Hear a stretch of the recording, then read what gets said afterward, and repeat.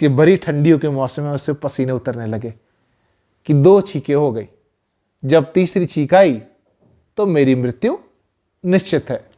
अब वह मुंह पे रुमाल बांध के हर वक्त रहने लगा और उसने खेत में आना भी छोड़ दिया, बाहर निकलना बिल्कुल छोड़ दिया कि मुझे किसी कारण से तीसरी छींक ना आ जाए, क्योंकि तीसरी छींक आते ही मेरी मृत्यु निश्चित है।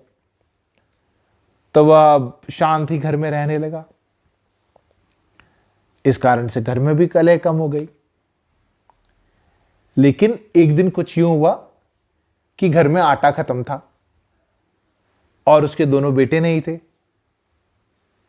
उसकी बहू ने कहा कि आपको ये गेहूं पिसवा के लाना होगा, नहीं तो घर में आटा बिल्कुल नहीं है, आज तो हमें भूखा सोना पड़ेगा।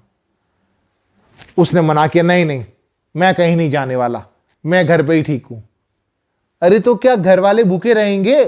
ये बच्चे भूखे सोएंगे आज? आप रुष्ट पुष्ट हो, क्यों ना जाके आप ये छोटा सा काम कर जाते? बड़े बिना मन से उसे अग्री करना पड़ा, मान गया वो।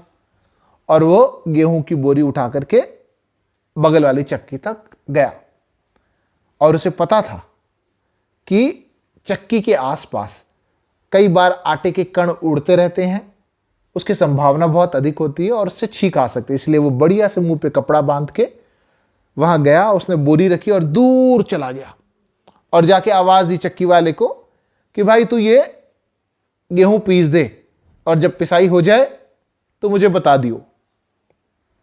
ऐसा ही हुआ। उसने गेहूं पीसा, पीसने के बाद जब बोरी में डाल दिया वापस, तो आवाज लगाई। वह और एक कपड़ा बांधे चुपचाप उस बोरी को उठाए, पट पट पट पट वहां से चलने लगा कि चलो मैं कैसे यहां से जल्दी जल्दी चला जाऊं। और वो वहां से दूर भी निकल गया।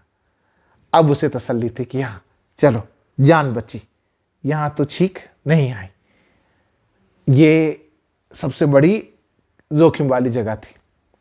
ये सोचते सोचते वो वजन उठाए चला जा रहा था कि अचानक सड़क पे उसका पैर किसी कारण से, सड़क चिकनी होने के कारण से फिसला और वो धम से गिर गया और उसके हाथ से आटे की बोरी भी, और उसका जो मुंह पे ढका हुआ कपड़ा था वो भी इधर उधर हो गया। और इस कारण से जब वो आटा उड़ा और उड़ करके उसकी नाक में घुसा, उससे जोर से छींक आ गई और वो उसे काबू ही ना कर सका। वो सड़क पे बैठा गिरा हुआ, उसका कलेजा बैठ गया कि तीसरी छींक आ गई, मैं तो मर गया। और वह सड़क पे पड़ा रहा। उतनी देर में वही चक्की वाला वहां से गुजरा और कहने लगा, उठिए चाचा जी, क्या आप सड़क पे पड़े हैं? आपका आटा गिर गया, मैं उठा देता हूं, चलिए घर चलते हैं। नहीं नहीं नहीं, मेरी मृत्यु हो गई है, मेरी मृत्यु हो गई है, कोई मेरे बेटे को बुला लाओ, मेरा राम नाम सत्य कर दो। अरे कैसी बातें करते हो चाचा, आप बिल्कुल ठीक हो, चलिए। और वो कहकर उन्हें उठाने लगा। लेकिन श्रीपति उठ के राजी नहीं थे और यही रट लगाए थे कि बस हो गया, अब तो मैं नहीं उठ रहा, कोई मेरे बेटे को बुलाओ। धीरे धीरे धीरे धीरे वहां जनता जमा होने लगी, देखने लगी क्या हुआ। आटे से सने हुए श्रीपति सड़क पे पड़े हैं और उठ के राजी नहीं। और यही लोगों में खुसर पुसर होने लगी। आटे वाले ने भी बताया कि ये जो चाचा जी को पता नहीं आज क्या हो गया है कि ऐसी हरकतें कर रहे हैं, और लोग ठाका मार के हंसने लगे। लेकिन वो टस से मस हुए बिना पड़े रहेगी मान करके कि अब तो मेरी मृत्यु हो गई है। उधर वहीं से कहीं से 2 बकरियां आ गई चरते हुए और आटा देख करके वो आटा को चाटने लगी कि वाह आटा मिल गया। करते करते करते करते वो श्रीपति जी की धोती से आटा चाटने लगी।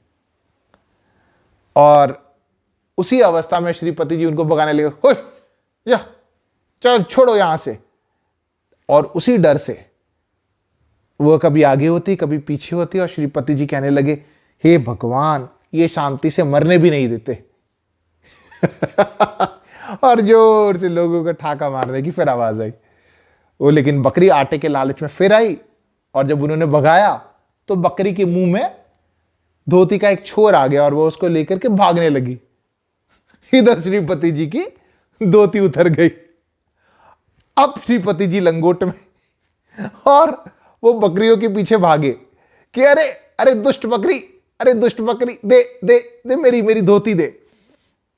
भागते भागते वो किसी तरह बकरी से अपनी धोती ले पाए, और उधर उन्होंने देखा कि जो देख रहा है उन पे हंस रहा है, उनकी मूर्खता पे हंस रहा है। उनको ये विचार आया कि हां, ये मैं मूर्खता कर रहा था, मेरी कोई मृत्यु नहीं हुई और मुझे उठ के अब घर जाना चाहिए।